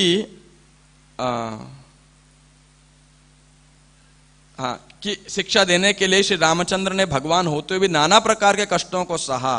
क्यों सहा, क्योंकि गृहस्थ जीवन जो है उसमें संभोग की छूट और पुनः पुनः लोग इंद्रिय सुख भोगते हैं। यद्यपि इस इंद्रिय सुख के पश्चात उन्हें नाना प्रकार के कष्ट उठाने पड़ते हैं। तो निस्संदेह उन्होंने सारे कष्ट इसलिए झेले कि हमें शिक्षा मिले, वास्तव में उनके द्वारा पश्चाताप करने का कोई प्रयोजन नहीं था। तो देखिए भगवान रामचंद्र ही शिक्षा देने के लिए कि गृहस्थ जीवन में या विषय सुख के या पत्नी के जो केंद्रित अगर कोई जीवन है तो वो हमेशा दुख का कारण ही बनेगा, ये शिक्षा देने के लिए। तो अब अगर ऐसा कोई शिक्षा सुनते हैं तो गृहस्थ भक्त तो बहुत डिप्रेस हो सकता है कोई, कि भाई अब क्या करें, है ना, हमें क्या करना चाहिए। प्रभुपाद अगले पैराग्राफ के अंदर प्रभुपाद जी कह रहे हैं भगवान रामचंद्र की शिक्षाओं का जो दूसरा पहलू क्या है कि व्यक्ति को क्या होना चाहिए, एक जिम्मेदार पति होना चाहिए, ड्यूटीफुल हस्बैंड होना चाहिए। क्या कह रहे हैं, एक बार पत्नी बना लेने के बाद मनुष्य को सत्यनिष्ठ होकर पत्नी की सब प्रकार से रक्षा करनी चाहिए। यह है धर्म के अनुसार, इसलिए धर्म पत्नी बोला जाता है, या धर्म के अनुसार विवाह किया जाता है। ये आजकल के अनुसार नहीं कि 2 साइन कर दिए विवाह हो गया, 2 साइन कर दिया डिवोर्स हो गया, ऐसा थोड़ी है कि नहीं। धर्म के नीति नियम के अनुसार विवाह होता है। और पूरे वैदिक सभ्यता के अंदर कोई श्लोक नहीं है कि रिवर्स मंत्र का कोई श्लोक हो कि रिवर्स फेरे लगाएं पत्नी पत्नी और तलाक हो गया, ऐसा कोई भी नहीं है, है ना। केवल 2 ही दृष्टिकोण के अंदर पति पत्नी सेपरेट हो सकते हैं। कब, एक जब पति संन्यास ले ले, या दूसरा पति या पत्नी में से किसी एक की मृत्यु हो जाए। सिर्फ 2 ही केस में सेपरेट हो सकते हैं, तीसरा कोई रीजन ही नहीं है जिसके लिए वो सेपरेट हो। तो भगवान रामचंद्र सिखा रहे हैं कि देखिए पत्नी के साथ रहते हुए कितना भी कष्ट क्यों ना है, फिर भी एक धर्मनिष्ठ पति होना चाहिए। भगवान रामचंद्र अपने चरित्र से इन दोनों प्रकार के लोगों को बताना चाहते थे। कौन कौन, दो प्रकार के मनुष्य, जो धार्मिक नियमों का निष्ठा से पालन करते हैं और दूसरे हैं जो भक्त हैं, अर्थात जो धर्म अर्थ काम मोक्ष के फॉलोवर हैं और चाहे परो धर्म, दोनों को रामचंद्र बताना चाह रहे हैं कि किस प्रकार धार्मिक नियमों का पालन करते हुए प्रिय तथा कर्तव्य निष्ठ पति बनाया जा सकता है। धार्मिक नियमों का पालन करने वालों को चाहिए कि वे अपनी पत्नी की रक्षा करने में उपेक्षा ना बरतें। हो सकता है कि ऐसा करने में कुछ कष्ट उठाने पड़े, किंतु पति को इन्हें सहना ही चाहिए। सत्यनिष्ठ पति का यही कर्तव्य है कि नहीं? तो ये बहुत इंपॉर्टेंट है कि रामचंद्र भगवान की शिक्षाएं, जिन लोगों ने विवाह नहीं किया और विवाह की इच्छा नहीं है, उनके लिए क्या शिक्षा है? बहुत सिंपल है। पिछला पैराग्राफ उनके लिए था, राइट, कि मत पड़िए इस चक्कर के अंदर, अगर रह सकते हैं तो बेस्ट है। और दूसरा पैराग्राफ किसके लिए है? जो विवाह कर चुके हैं या विवाह करने वाले हैं। बोले कोई बात नहीं, कष्ट सहन करने में हमको मजा आता है, जीवन में कोई चुनौती आएगी तभी तो आनंद है, बिना चुनौती के जीवन ही क्या है। तो ठीक है, कभी सुख कभी दुख आपको लेना है तो ठीक है। उन लोगों के लिए दूसरा पैराग्राफ है कि फिर जिम्मेदार बनो। ये नहीं कि भाई अब एक बारी विवाह कर लिया, बाद में पता लगा ओहो बच्चों की जिम्मेदारी आने वाली है, इतनी जिम्मेदारी नहीं। जिम्मेदारी नहीं चाहिए, है कि नहीं? इंद्र जितनी तो सबको चाहिए, लेकिन जिम्मेदारी नहीं चाहिए। तो ये रामचंद्र की ये शिक्षा है। ये नहीं कि कोई व्यक्ति गृहस्थ जीवन में जाए, और गृहस्थ जीवन में आदमी किस लिए जाता है? संतान उत्पत्ति के लिए, है कि नहीं? नहीं नहीं प्रभु जी प्लीज आप बंद कर लीजिए इनको ना। तो संतान उत्पत्ति, और फिर व्यक्ति बोले कि नहीं नहीं, यौन जीवन का सुख तो भोगना है लेकिन संतान नहीं चाहिए। क्यों? संतान को बड़ा करने में अरे बड़ा कष्ट है, पालने पोसने के अंदर वो बड़ा कष्ट है। नहीं, गृहस्थ जीवन मतलब जिम्मेदारी। अब बोले नहीं नहीं, फिर लोग सोचते हैं आपको कोई भक्त भी बन जाता है तो कई बार आप सब भक्तों का भी अनुभव होगा, और हमारा भी व्यक्तिगत तो दो चार ज्यादा अनुभव नहीं है, लेकिन कई सीनियर ड्यूड सुना है, कई लोग आते हैं प्रभु जी हम भी आपकी तरह विरक्त होना चाहते हैं। अरे भाई अभी एज गया, अभी आपका जिम्मेदारी है रिस्पॉन्सिबिलिटी का, अभी गृह नहीं नहीं मुझे घर में बहुत कष्ट है। कष्ट है तो भोगिए, है कि नहीं? और जिम्मेदार बनिए, चाहे कष्ट हो चाहे नहीं हो। ये pre mature renunciation is not good, है कि नहीं? तो लेकिन फिर उसके बाद में बोलो 50 के बाद में आओ वानप्रस्थ लो, नहीं नहीं प्रभु जी अभी बहुत जिम्मेदारी है।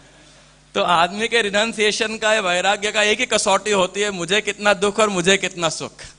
वो भागवतम का लक्ष्य ही नहीं है, वह केवल और केवल भगवान की प्रसन्नता और कर्तव्य निष्ठा। तो ये है भगवान रामचंद्र के जो शिक्षा जो है दोनों प्रकार के लोगों के लिए। अच्छा, तो क्या भगवान रामचंद्र ने विवाह करके गलती की, या फिर सीता का वियोग सहन करके दुख हुआ उन्हें? प्रॉपर तीसरे पैराग्राफ के अंदर तीसरा दृष्टिकोण कहते हैं कि भगवान रामचंद्र की शिक्षाओं का तीसरा पहलू क्या है कि देखिए भगवान विष्णु या उनके भक्तों को सांसारिक यातनाएं कितनी भी झेलनी पड़े, लेकिन उनको कोई परेशानी होती ही नहीं है। यत देख वैष्णवेर व्यवहार दुख निश्चय जानीह ताहा परमानंद सुख। चैतन्य भागवत ने बोला है कि देखिए भक्ति मग्न रहने के कारण क्या है, एक वैष्णव हमेशा भक्ति का दिव्य आनंद उठाता है। जब वो आनंद में रहता है तो भगवान नहीं उठाएंगे? तो बाहर से जो विरह का जो है बहुत पेनफुल लग सकता है। ऐसा उद्धव जी को जब ब्रज में जाना था तो बोले मैं कैसे यशोदा माई नंद महाराज का घर पहचानूंगा? तो बोला देखो ब्रज में एक नदी है, उसका नाम क्या है? जमुना, और एक दूसरी नदी बह रही है। उस नदी के सोर्स में आप जाना तो वो जिस घर से निकल रही होगी वो घर है यशोदा माता और नंद महाराज का घर। वो नदी क्या है? निरंतर यशोदा माता और जो नंद महाराज हैं वो अश्रु प्रवाह कर रहे हैं कृष्ण के विरह के अंदर। तो बाहर से तो बहुत लगे कितना यातनाएं हैं। इनफैक्ट जब उद्धव जी आए थे राधा रानी को देखा तो उनका वर्णन बता रहे हैं कि राधा रानी की क्या बोलते हैं जो हाथ में पहनते ना इधर चूड़ी बोलते ना, तो उन्होंने बोला कि उनकी कलाई इतनी छोटी हो चुकी है कि उनकी कलाई से चूड़ी तो छोड़िए, चूड़ी से तो पूरा शरीर निकल जाएगा और उनकी अंगूठी से पूरी कलाई निकल जाएगी, है ना? ऐसा उनका राधा रानी का विरह में ऐसा मतलब शरीर हो चुका है। तो अब दिखने में तो ये बहुत ही वेदनापूर्ण लगता है, लेकिन प्रभुपाद जी कह रहे हैं प्रेमी तथा प्रेमिका का भले ही वियोग कष्टकर लगता हो, किंतु वास्तव में यह होता है अत्यंत आनंददायक। अतः सीता देवी से भगवान रामचंद्र का वियोग और उसके बाद उनके द्वारा भोगे जाने वाली यातनाएं एक प्रकार से उनके दिव्य सुख को प्रकट करने वाली है। और सब जानते हैं किसका मत हो सकता है ये? विश्वनाथ चंद्र ठाकुर का, है ना। विष्णु ठाकुर रसिक आचार्य हैं, तो इसीलिए वो कहते हैं कि ये जो है रामचंद्र और सीता देवी के बीच में जो विरह है, ये क्या है? ये अत्यंत विप्रलभ का दिव्य आनंद है कि नहीं? तो फिर भी भगवान रामचंद्र की ये शिक्षा है मृत्यु लोक के लोगों के लिए। अब हनुमान जी आगे कह रहे हैं कि भगवान रामचंद्र बहुत विरक्त हैं और भगवान रामचंद्र बहुत आसक्त भी हैं, है ना। तो किससे विरक्त और किससे आसक्त हैं? न वै स आत्मात्मवतां सुहृत्तमः सक्तस्त्रिलोक्यां भगवान् वासुदेवः न स्त्रीकृतं कश्मलम् अश्नुवीत न लक्ष्मणं चापि विहातुमर्हति। तो कह रहे हैं कि देखिए भगवान जो है इस भौतिक जगत से किसी प्रकार का लगाव न होने के कारण भगवान क्या विरक्त कहलाते हैं। उनका भौतिक इस परिस्थिति कोई लगाव नहीं है किसी के द्वारा भी। उनका लगाव तो वैकुंठ जगत और वहां की जीवात्माओं से है। तो यहाँ पे किस प्रश्न का उत्तर दे रहे हैं हनुमान जी? एक और आक्षेप लोगों पे लगाते हैं। लास्ट ईयर हमने एक वीडियो भी रिलीज किया था कि देखिए भगवान रामचंद्र ने सीता का परित्याग कर दिया, राइट, है ना। अब बहुत सारे राम भक्त इस प्रसंग को मानते ही नहीं हैं, है ना। उनकी ये भावना रहती है, मैं खुद भी ऐसे 2-4 राम भक्तों से मिला हूं, तो जो कहते हैं कि ऐसा हो सकता है कि राम कभी सीता का त्याग कर दें। वो तो मजबूरी थी, अलग बात है, जब रावण हर के लेके गया। लेकिन ये जो प्रसंग है कि सीता देवी का राम ने कब त्याग कर दिया था? धोबी के कहने पे। तो जहां तक हमारी अंडरस्टैंडिंग है, उस भक्त ने बताया रामचरितमानस में ऐसा वर्णन नहीं आता है शायद इस प्रसंग का। तो कह रहे ऐसा हो कह सकता है कि राम सीता का त्याग कर दें, और बाद में वर्णन आता है कि राम ने लक्ष्मण का भी त्याग कर दिया, राइट। तो ऐसा तो हो ही नहीं सकता, वो कह रहे हैं। हनुमान जी इसी प्रश्न का उत्तर दे रहे हैं कि देखिए भगवान इस भौतिक जगत में किसी से लिप्त नहीं है। सक्त स्त्रीलोक्याम भगवान वासुदेव न स्त्री कृतम कश्मलम अश्नुवीत। ये जो है भगवान रामचंद्र और सीता के वियोग के द्वारा किसी का परित्याग करना भगवान के लिए असंभव था। क्यों असंभव था? ठीक है, मान लिया भगवान विरक्त हैं, लेकिन भगवान विरक्त किससे हैं? भौतिक जगत से विरक्त हैं, पूरी तरीके से विरक्त हैं। लेकिन फिर भी भगवान क्या है? सक्त, आसक्त है। आत्मवताम सुहृत्तम। किससे आसक्त हैं भगवान? वे भगवान सभी स्वरूप सिद्ध व्यक्तियों से बहुत आसक्त हैं। मतलब भौतिक जगत से विरक्त हैं, आध्यात्मिक जगत से क्या है? भगवान बहुत आसक्त हैं, अटैच्ड हैं। तो सीता और लक्ष्मण तो भौतिक जगत के हैं ना, आध्यात्मिक जगत के हैं? आध्यात्मिक जगत के हैं, तो उनसे तो विरक्ति का सवाल ही नहीं उठता। तो ऐसा हो ही नहीं सकता कि भगवान राम सीता और लक्ष्मण कभी परित्याग करें। लेकिन फिर भी किया उन्होंने। क्या, कैसे किया और कैसे नहीं किया? तो इसी श्लोक के अंदर यही 2 पहलू भगवान रामचंद्र के ऊपर आते हैं, जो हमने लिखा है धर्म और प्रेम। पिछले श्लोक में लिखा था एक आदर्श राजा के रूप में उन्होंने क्या स्थापित किया? धर्म। कि देखिए कहीं पे भाई का प्रेम या पत्नी का प्रेम भी आए तो राजा को अपना राजधर्म निभाना चाहिए, कर्तव्यनिष्ठ होना चाहिए। अलग अलग धर्मों के बीच में, कर्तव्यों के बीच में जब स्पर्धा हो तो नेचुरली आपको एक हायर धर्म चूज करना पड़ता है कि नहीं? ये नीति शास्त्र है बेसिकली। तो चाणक्य नीति के अंदर श्लोक आता है कि, या सुभाषित आने के अंदर कि गांव के लिए, परिवार के लिए एक को छोड़ देना चाहिए, गांव के लिए परिवार को छोड़ देना चाहिए, और एक शहर के लिए पूरे गांव को छोड़ देना चाहिए, और चौथा क्या है? देश के लिए पूरे राज्य को छोड़ देना चाहिए। ऐसा नीति शास्त्र भी है। तो उसी प्रकार से sometime we have to break a lesser principle for a higher principle या हायर कॉज। तो ऐसे ही, लेकिन भगवान राम ने ऐसा नहीं कि पति धर्म या भ्रातृ धर्म को त्याग दिया और राज धर्म को फॉलो कर रहे हैं। नहीं, एक जगह तो राज धर्म है और दूसरी तरफ भगवान का क्या है? प्रेम। किसके साथ प्रेम है? सीता देवी और लक्ष्मण के द्वारा। इसीलिए उस प्रेम की पराकाष्ठा कहां पे है? विप्रलंब भाव के अंदर। यह विष्णु ठाकुर का मत है। इसीलिए भगवान रामचंद्र जो हैं, हनुमान जी यही कह रहे हैं कि वास्तविकता में तो कभी सीता और लक्ष्मण का उन्होंने परित्याग नहीं किया। इनफैक्ट विप्रलंब भाव के अंदर, विरह के भाव में तो और घनिष्ठ संबंध हो जाता है कि नहीं? तो इस प्रकार न लक्ष्मणम चापि, भगवान के लिए असंभव है कि वो सीता और लक्ष्मण को कभी त्याग कर सकें, क्योंकि वे इनसे बहुत आसक्त हैं। राइट। अब ये अगले 2 श्लोक सुग्रीव जी की प्रार्थना है और ये बहुत शिक्षाप्रद है, जल्दी मैं इसको विराम देता हूं। तो दोनों ही श्लोक आप हमारे साथ में एक साथ दोहराइए। न जन्मनु न महतो न सौभगम न वांग न बुद्धिर्नाकृतिस्तोष हेतु तैर्य द्विसृष्टा न पिनो वनौ कसश चकार सख्ये बत लक्ष्मणाग्रजः सुरो सुरो वाप्यथ वानरो नरः सर्वात्मना यः सुकृतज्ञमुत्तमम् भजेत राम मनुजाकृतिम हरिम य उत्तराननयत कौशलान दिवम इति। इसमें सुग्रीव कह रहे हैं कि देखिए, भगवान किससे इंप्रेस नहीं होते हैं, है ना। अब भगवान विरक्त हैं भौतिक जगत से, भगवान आसक्त हैं आध्यात्मिक जगत से और सभी साधुओं से और भक्तों से। तो भगवान को यदि आपने आकृष्ट करना है तो क्या क्वालिटी चाहिए आपको? क्या जन्म चाहिए उच्च कुल में? तो सुग्रीव कह रहे नहीं। तो न क्या सौभाग्य चाहिए, शारीरिक सौंदर्य चाहिए, वाक चातुर्य चाहिए, बुद्धि चाहिए? तो कह रहे हैं कि नहीं। न जन्म चाहिए, न सौभगम, सौभगम मतलब सौभाग्य, तो और न वांग मतलब वाक शक्ति, बुद्धि मतलब बुद्धि, आकृति मतलब रूप, तो ये सब नहीं चाहिए भगवान को। जो है भगवान इन गुणों की आवश्यकता ही नहीं है, भगवान इससे बिल्कुल इंप्रेस नहीं होते हैं।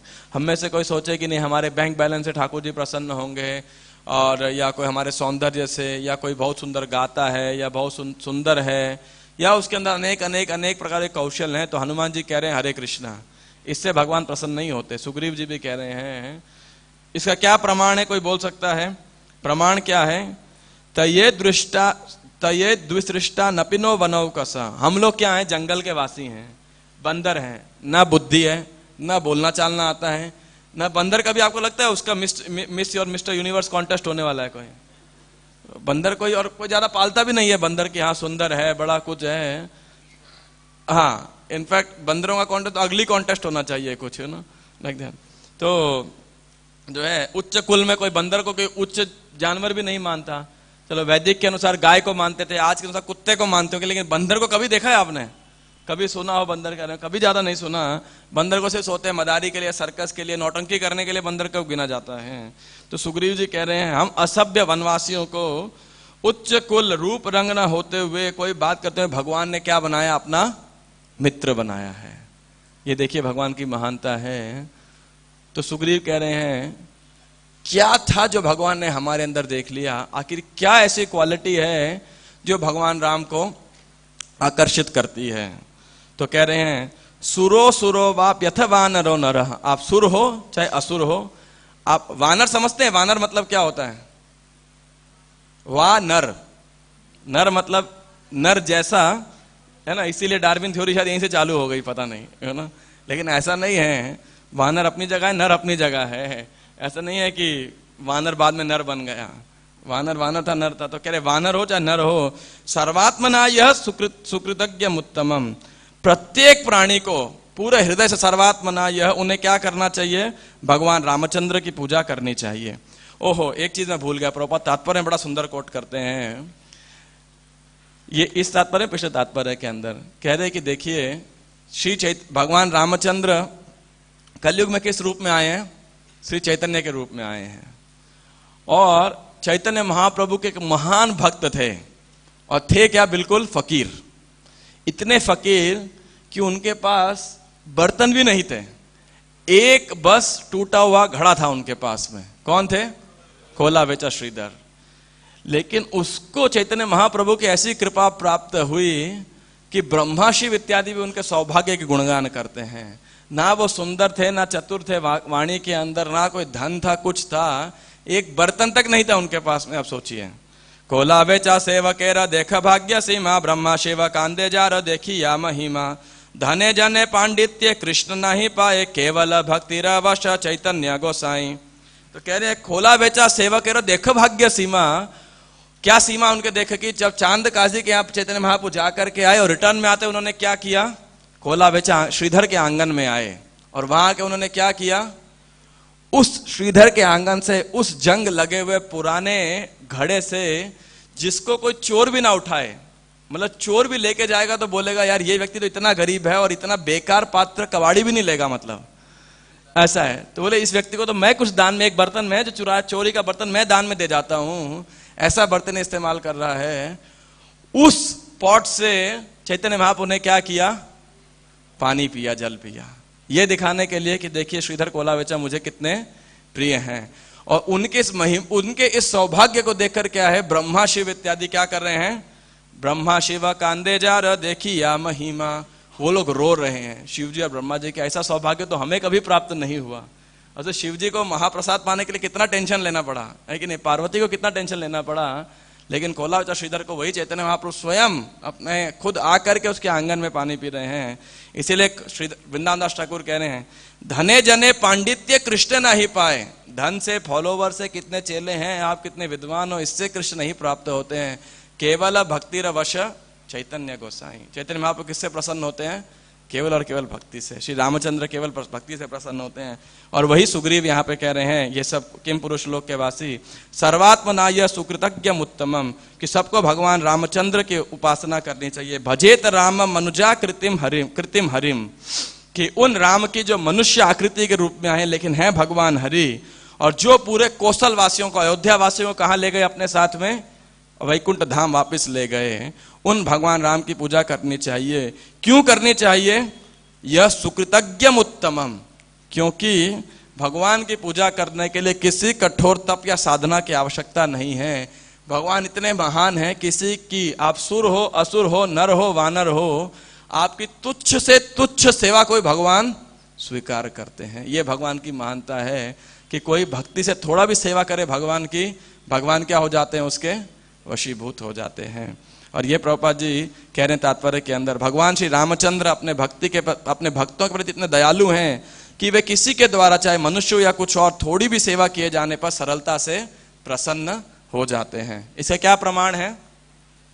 प्रमाण है, देखिए, सब वानर पुल बना रहे थे, बड़े बड़े पर्वत पत्थर उठा के लेके आ रहे थे, आसपास के पत्थर समाप्त हो गए तो क्या लेके आ रहे थे? पूरे पूरे पहाड़ उठा के लेकर के आ रहे थे पुल बनाने के लिए। भयंकर सेवा चल रही थी क्योंकि उनके अंदर बहुत बल था। एक गिलहरी बोली कि देखो रामचंद्र की सेवा, पुल, मैं भी इस सेवा में कुछ कंट्रीब्यूट करूं, आहुति डालूं यज्ञ के अंदर। लेकिन गिलहरी क्या उठाएगी, है ना? तो कुछ रेत के दाने लेकर के आ रहे थे। इतने लंबे पुल में रेत के दानों से क्या हो जाएगा? कुछ नहीं होने वाला। तो हनुमान जी आ रहे हैं, गिलहरी हट, अभी हमारे पैरों में जाके मर जाएगी, साइड हटो। तो राम जी ने क्या बोला? राम ने बोला कि नहीं, जितना एंडेवर मेरी दृष्टि में तुम कर रहे हो उतना ही ये कर रही है, क्योंकि उसकी इतनी क्षमता है। भगवान क्या है? भावग्राही जनार्दन है। मैं तो भावना देखता हूं। तो पुल मेरे लिए क्या समुद्र पार करना मुश्किल है क्या? आप सोचिए, भगवान के लिए मुश्किल था समुद्र पार करना किसी प्रकार से? नहीं ना। लेकिन भगवान ने क्यों किया? इससे भगवान का शौर्य का बखान हुआ और भगवान की महिमा बढ़ी। तो भगवान कह रहे मेरे लिए ये महत्व नहीं है कौन कितनी सेवा कर रहा है, कितनी नहीं कर रहा है। महत्वपूर्ण क्या है? सेवा की भावना महत्वपूर्ण है। तो ये प्रमाण है कि भगवान कोई गिलहरी सेवा कर रही है, आप सोचिए, तो हम तो ज्यादा ही सेवा कर सकते हैं ना, कि नहीं? राइट। तो इसीलिए वो हनुमान जी सबको, सब किम पुरुष लोक के वासी कह रहे हैं कि हम सबको उन भगवान की तत्पर होना चाहिए। क्यों? क्योंकि सबने दुनिया में बहुत सारे मालिकों की सेवा की है, बॉस की सेवा की है, अपने माता पिता की सेवा की है, पति ने पत्नी की है, पत्नी ने पति की है, बच्चों की सेवा की है, और एंड में क्या परिणाम मिलता है? मालिक की जिस दिन ठीक सेवा नहीं करोगे क्या करेगा? फायर कर देगा आपको। राइट? सच बात है कि नहीं? आप जाते रहिए, लेबर कोर्ट में जाते रहिए, मालिक भी जाता रहेगा, लड़ते रहिए, और क्या होगा? लड़ाई होती रहेगी। वो बोलेगा मेरा ये फंड नहीं दिया, वो नहीं दिया, बस। राइट? एक दिन सेवा नहीं करेंगे ठीक से तो भूल जाता है आदमी की पुराना है। पति पत्नी हमेशा विवाह के अंत में लोग क्या बोलेंगे? आपने हमारे लिए किया ही क्या, गलती कर दिया आपसे विवाह करके। राइट? जीवन बर्बाद हो गया। ऐसा ऑफकोर्स कहने के लिए, मतलब नॉर्मल डायलॉग होगा। और आजकल बच्चे तो स्वाभाविक है, सब अपने माता पिता क्या कहते हैं? आपने हमारे लिए क्या किया। राइट? कितना भी आप कीजिए दुनिया के अंदर, किसी के लिए भी कीजिए, अंतिम परिणाम यही होता है आपने कम किया हमारे लिए, ज्यादा करना चाहिए था, या ठीक नहीं किया हमारे साथ में। राइट? भौतिक जगत के अंदर। लेकिन भगवान की सेवा कोई करता है तो भगवान कभी ये नहीं देखते आपने क्या नहीं किया, भगवान हमेशा ये देखते हैं आपने क्या किया। और ना भगवान की मेमोरी लॉस होता है, भगवान को भूलते हैं, और ना भगवान एहसान फरामोश है कि नहीं। भगवान हमेशा याद रखते हैं किस भक्त ने किस समय किस परिस्थिति में क्या सेवा की थी। तो इसीलिए जो रामनवमी एक बहुत सुंदर अवसर है कि हम सब अपने आप को डेडिकेट करें भगवान की सेवा के लिए। वही श्री रामचंद्र चैतन्य महाप्रभु के रूप में आए हैं। और हनुमान जी जैसे उनके कौन सेवक हैं? श्रील प्रभुपाद। कैसे हनुमान जी ने पूरा समुद्र पार करके लंका को जलाया, सीता माता को खोज करके लेके आए, उसी प्रकार चैतन्य महाप्रभु सब समुद्र पार कर, श्रील प्रभुपाद समुद्र पार करके कहाँ गए? पाश्चात्य जगत के अंदर गए, और वहां से सारी भूली भटकी आत्माओं को पकड़ करके भगवान चैतन्य महाप्रभु के शरण में लेकर के आए, है कि नहीं। तो अगर हम देखें तो उसके अंदर बहुत सिमिलरिटीज हैं कि अब देखने को तो हनुमान जी ने सीता का खोज किया, लंका को जला करके आ गए, बाद में रथ नहीं था, लक्ष्मण को अपने कंधे पे बैठा करके लेके गए, सब वानरों ने भी सेवा की। जब अयोध्या पहुंच जाते हैं, जानते हैं, तो भगवान रामचंद्र सीता जब राज्याभिषेक हो जाता है तो सभी वानरों को लाइन लगाते हैं और सबको रिवॉर्ड देते हैं, भगवान सबको धन्यवाद देते हैं जिसने जो सेवा की होती है। तो राम और सीता बैठे होते हैं और एक एक वानर का व्यक्तिगत रूप से उनको धन्यवाद करते हैं, आभार व्यक्त करते हैं। और उस लाइन के अंत में जानते हैं कौन होता है? हनुमान जी। टेक्निकली फर्स्ट होना चाहिए था ना उन्हें, कि देखो सबसे ज्यादा सेवा मैंने की, लेकिन फिर भी हनुमान जी इतने नम्र हैं, सबसे एंड में उस लाइन के खड़े होते हैं। अब कई करोड़ों बानर होते हैं, एक एक का धन्यवाद देते हैं भगवान रामचंद्र और सीता। फिर हनुमान जी जब आते हैं तो भगवान रामचंद्र जानते हैं क्या कहते हैं उन्हें? भगवान राम और भगवान कहते हैं उन्हें, उनका आभार प्रकट करते हैं कि हनुमान जी आपने जितनी मेरी सेवा की है उतना तो मेरा कोई अपना परिवार वाला भी ना करे। कैसे नहीं करे? कि देखो आपने सबसे पहले सीता का खोज करके मेरे प्राण नहीं, सीता को मेरा पता दे करके उसके प्राण बचाए, राइट। लंका गए और राम का संदेश दिया, तो सीता माता ने रावण को बोल दिया 2 महीना और, मतलब ऐसा रावण ने बोला था, नहीं तो मैं आपको मार डालूंगा, ऐसा कुछ था। तो और सीता ने भी हनुमान जी को बोला था, राम को बोलिए कुछ तो 1 महीना ऐसा कुछ पीरियड टाइम पीरियड दिया था कि नहीं आए, मुझे नहीं लेकर के गए तो मैं अपना प्राण त्याग आत्महत्या कर लूंगी। तो बोले आपने सीता का प्राण बचाया, सीता का संदेश मुझे दे करके मेरे प्राण बचाए, राइट। और युद्ध के दौरान संजीवनी बूटी ला करके आपने लक्ष्मण के प्राण बचाए। और क्या हुआ था, भरत ने मुझे बोला था कि 14 साल समाप्त होने के 1 दिन भी लेट हो गया यदि तो मैं आत्महत्या कर लूंगा। अब हुआ क्या, जब राम और सीता मिले, सीता माता ने बोला कि भाई अब जितने ऋषि मुनियों के आश्रम में रुके थे उन सबसे मिलते हुए धन्यवाद देते हुए फिर थोड़ी वनवास का कोई श्राप मिलेगा, है ना, तो वन में आना दोबारा हो ना हो उन सबको मैं धन्यवाद मिलकर चलाते। तो लेट हो गया थोड़ा, अब भगवान को टेंशन आ रही थी, भैया भरत सुसाइड कर लेगा। इधर सीता तो हनुमान जी को भेजा उधर कि जाओ भरत को संदेश दो आत्महत्या ना कर ले।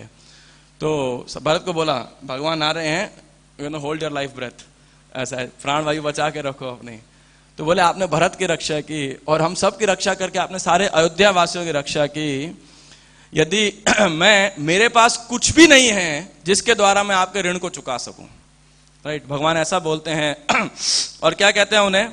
कहते हैं मेरे पास सिर्फ एक ही वस्तु है, अपना आलिंगन, यदि मैं ही आपको दे सकता हूं ये खाली। और भगवान रामचंद्र जो है हनुमान जी का आलिंगन करते हैं।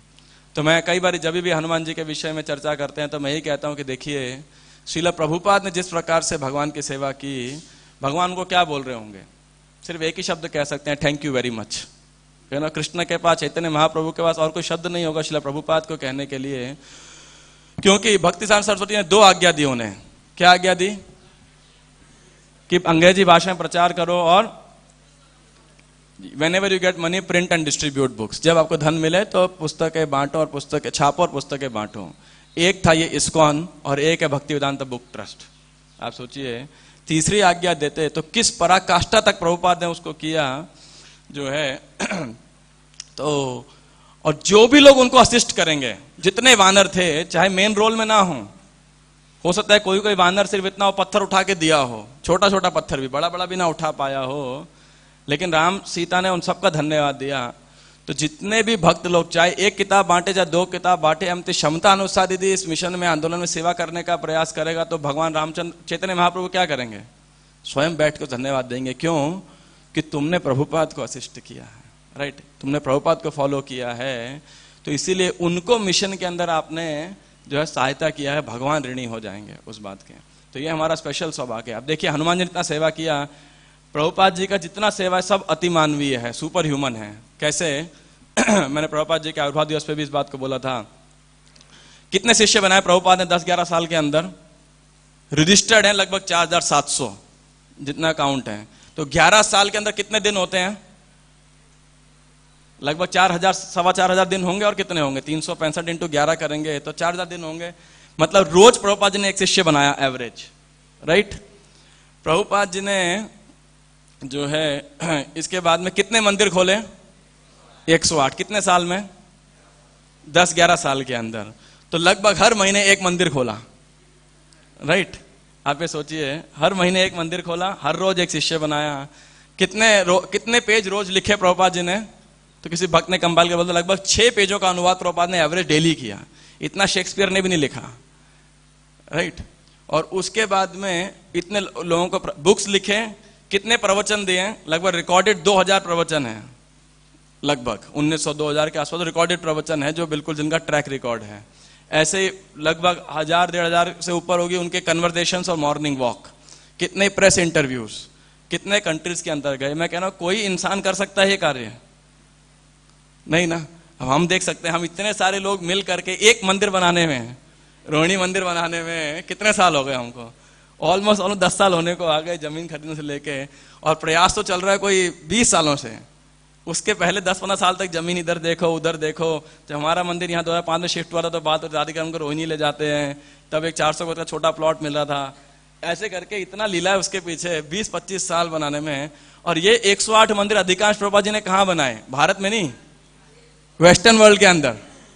अब सोचिए, है ना। तो ये तो केवल वही व्यक्ति कर सकता है जिसके ओर भगवान की साक्षात विशेष कृपा हो, शक्ति प्रदत्त हो कोई। जैसे हनुमान जी, वैसे तो पहले ही पता था भगवान ने, हनुमान जी को पहले ही वो दे दी थी, आई थिंक अंगूठी था जो रामचंद्र ने दिया उनको कि ये सीता को दिखाना, है ना। विवाह के समय शायद उनकी माता जी ने दिया था, सीता की माँ ने उनको दिया था। तो इसका मतलब क्या? भगवान राम ने डिसाइड तो पहले ही कर रखा था कि हनुमान ही खोजेंगे। लेकिन ये तो शायद भगवान ने भी नहीं सोचा होगा लंका जला के आएंगे, है ना। वो एक्स्ट्रा सर्विस थी उनकी, है ना। हम तो सोचे सेवा खत्म हो गई, चलो हाथ धो काम खत्म। हनुमान सोच रहे और सेवा कैसे करूं? तो वो तो गए थे कि ठीक है, रावण के, उनका क्या आइडिया था, बोले इतनी दूर आ ही गया हूं जब, तो ये भी देख के जाता हूं कि लंका में रावण की शक्ति कैसी है। तो युद्ध करने आना ही है तो आसानी होगी।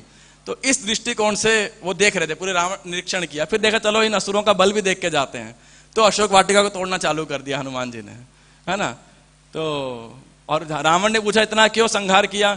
बोले कुछ नहीं, भूख लगी थी तो फल खा रहा था, सुना लंका के फल बहुत मीठे होते हैं, ये खाने के लिए जो है मैं बैठा था। हाँ, रावण के बेटे को, तो एक बेटे को मारा अक्षय कुमार को, और ये बेटा तो नहीं था, एक और राक्षस था जम्बूमाली करके। उसका तो खैर मेरे पास टाइम नहीं है, बहुत सुंदर लीला है। वो जम्बूमाली इतना शक्तिशाली था, रावण भी डरता था उससे। लेकिन जम्बूमाली की एक बहुत बुरी हैबिट थी। वो क्या थी? हमेशा शराब के नशे में धुत रहता था। तो रावण ने उसके महल में एक स्विमिंग पूल बनाया था शराब का, है ना। तो सारा दिन उसी में डूबा रहे, क्योंकि जगह रहा ना तो जम्बूमाली रावण के लिए भी खतरा हो सकता था। अगर मान लो होश में आ गया वो, तो इतना वो शक्तिशाली था।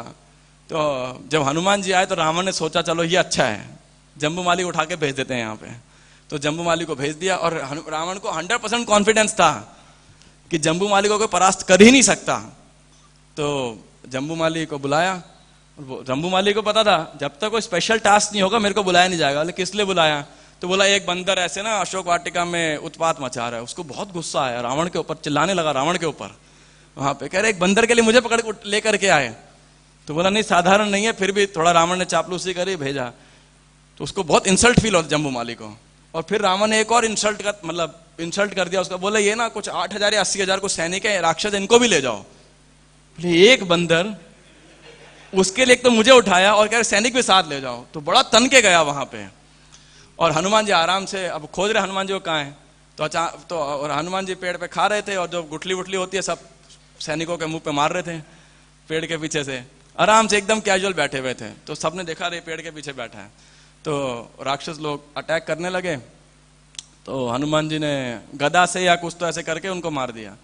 फिर जम्बूमाली अब सामने आया, उसको तो युद्ध करना ही था, तो हंसते हुए जोर से उसने आकार को बड़ा किया। जब आकार को बड़ा किया तो जम्बूमाली के घुटने तक हनुमान जी आए, मतलब हनुमान जी के आंखों के सामने उसका घुटना था। तो हनुमान जी ऐसे देख रहे हैं, ऊपर देखो, ओहो इतना बड़ा है। थोड़ी देर में जम्बूमाली जब सीधा देखा तो क्या देखा, उसकी आंखों के आगे पूरा अंधेरा छा गया। बोले ये क्या हुआ? तो ऐसे देखो, सबको समझ नहीं आया। ऊपर देखा तो उसने देखा ये हनुमान जी का घुटना है जिसके आगे मैं खड़ा हूं। तो हनुमान जी ने एक थप्पड़ मारा उसको, जम्बूमाली को, और वहीं खत्म हो गया। तो रावण इतना डर गया था, है ना, जम्बूमाली के वध से, कि जम्बूमाली का कोई वध कर सके तो उसमें क्या शक्ति होगी। तो रावण बहुत ज्यादा एक्चुअली डर गया था। और हनुमान जी सीता देवी को बोल के आए थे, देखो मैं तो सबसे निकृष्ट वानर हूं अपनी सेना का, तो इसीलिए सबसे दूत के रूप में किसको भेजते हैं? जो किसी काम का नहीं होता, वेस्ट होता है ना, उसको सैनिक मैसेंजर के रूप में भेजते हैं। बाकी तो योद्धा होते हैं, लड़ने के लिए भेजते हैं ना उन्हें, है कि नहीं? तो मैं तो वो हूं। ऐसे ही उसने बोला, देखो रावण को ललकारा पूरा, रावण की शक्ति को पूरा देख लिया उन्होंने, और फिर बोला कि रावण देखो मेरी बात मान लो, है ना, ये तो मेरे अकेले से इतना मैंने कर दिया, और मेरे से तो बढ़ के ही हैं जितने सैनिक हैं राम के समय, ऐसे करोड़ों करोड़ों हैं, तुम्हारी लंका कहीं यूनिवर्स मतलब सृष्टि में बचेगी नहीं, ऐसा है। तो ऐसा रावण को इतना धमका दिया, रावण बहुत डर गया था एक्चुअली एक हनुमान जी को देख करके। तो एनीवे पूरा टॉपिक क्यों चालू हो गया कि जो भी है भगवान रामचंद्र की सेवा, जो हनुमान जी की सेवा है, कि इतनी सेवा उन्होंने किया कि भगवान रामचंद्र कहते, जिस पर गोपियों के भगवान कह रहे न पा रहे हम, you be satisfied with your own love and service attitude, मेरे पास आपका ऋण चुकाने के लिए कुछ भी नहीं है। उसी प्रकार से भगवान हनुमान जी को कहते हैं। और वही रामचंद्र भगवान जो श्रील प्रभुपाद को चैतन्य महाप्रभु के रूप में आए। तो इसलिए हमारा बहुत सौभाग्य है कि हमें प्रभुपाद की शरण ग्रहण प्राप्त हुई है, जो भगवान के निश्चित रूप से बहुत प्रिय हैं, है कि नहीं? तभी तो भक्तिसार सरस्वती ने जब बॉम्बे में प्रभुपाद जब गौड़िया मठ खुला तो भक्तों ने बोला कि अभय बाबू को मठ का अध्यक्ष बना दीजिए, प्रेसिडेंट बना दीजिए। भक्तिसार सरस्वती ने क्या बोला, When time will come, he will do everything alone. जब सही समय आएगा ये सब कार्य अपने आप अकेला करेगा, तो है कि नहीं? तो इसीलिए हमें सीखना चाहिए रामनवमी पे कि हम चैतन्य महाप्रभु के मिशन में और अधिक दृढ़ हो सकें। जय श्री रामचंद्र भगवान की जय, श्री रामनवमी महामहोत्सव की जय, श्रील प्रभुपाद की जय, निताय गौर प्रेमानंदे हरे हरे। मैं एक चीज और भूल गया बस कहना, क्षमा चाहता हूँ, मैं बहुत समय लिया। मेरे को पहले भक्तों ने बोला था आप समय पे खत्म नहीं कर पाओगे, लेकिन रामनवमी का हमारे इस्कॉन में क्या इंपॉर्टेंस है, कोई सोचे? Somehow the other Prabhupada ji के समय से रामनवमी एक विशेष तिथि रही है। अब कारण तो मुझे नहीं पता, लेकिन सबसे ज्यादा मंदिर उद्घाटन इसी तिथि पे हुए हैं, है ना? तो प्रभुपाद जी ने कौन से मंदिर का उद्घाटन किया था इस दिन? श्री श्री कृष्ण बलराम मंदिर वृंदावन का। और उसके 98 के अंदर हमारे श्री राधा पार्थसारथी मंदिर का उद्घाटन हुआ था। आप में से कितने भक्त लोग थे उस समय उद्घाटन में? कोई था? बस एक दो कुछ ही भक्त लोग थे हम लोग। तो श्रीमान अटल बिहारी वाजपेयी उस समय प्रधानमंत्री थे, वे आए थे। आज के दिन कहाँ पे उद्घाटन हो रहा है? राजकोट गुजरात के अंदर भव्य मंदिर ग्लोरी ऑफ सौराष्ट्र। प्रभुपाद जी के शिष्य थे जनरल महाविष्णु गोस्वामी महाराज, उन्होंने गुजरात में बहुत प्रचार किया था। उनकी इच्छा थी कि राजकोट में प्रचार हो, तो बहुत सुंदर मंदिर वहाँ पे बना है। आपके कईयों के पास फोटो भी आए होंगे उस मंदिर के जो है। तो और मुझे याद नहीं, लेकिन कई मंदिरों का उद्घाटन आज के दिन हुआ है। और इसके बाद जो अब नेक्स्ट फेमस तिथि होती थी वह नित्यानंद त्रयोदशी, उसके बाद में इस्कॉन के अंदर। तो मुझे अभी तक कारण समझ नहीं आया कि इसका क्या कारण है, लेकिन फिर भी ये बहुत शुभ तिथि है। और सब भक्तों को मैंने जान ये लिया क्योंकि रामायण के विषय में बहुत सारी भ्रांत धारणाएं रहती हैं, तो I try to cover something कि कुछ इसमें हमें गलत शिक्षा ना प्राप्त हो।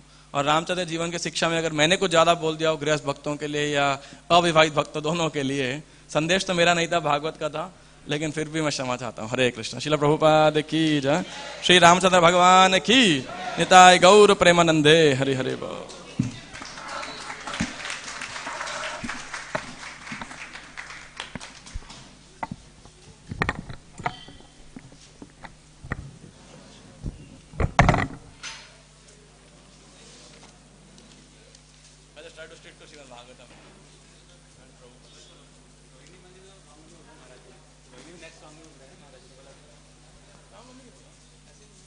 तो 2020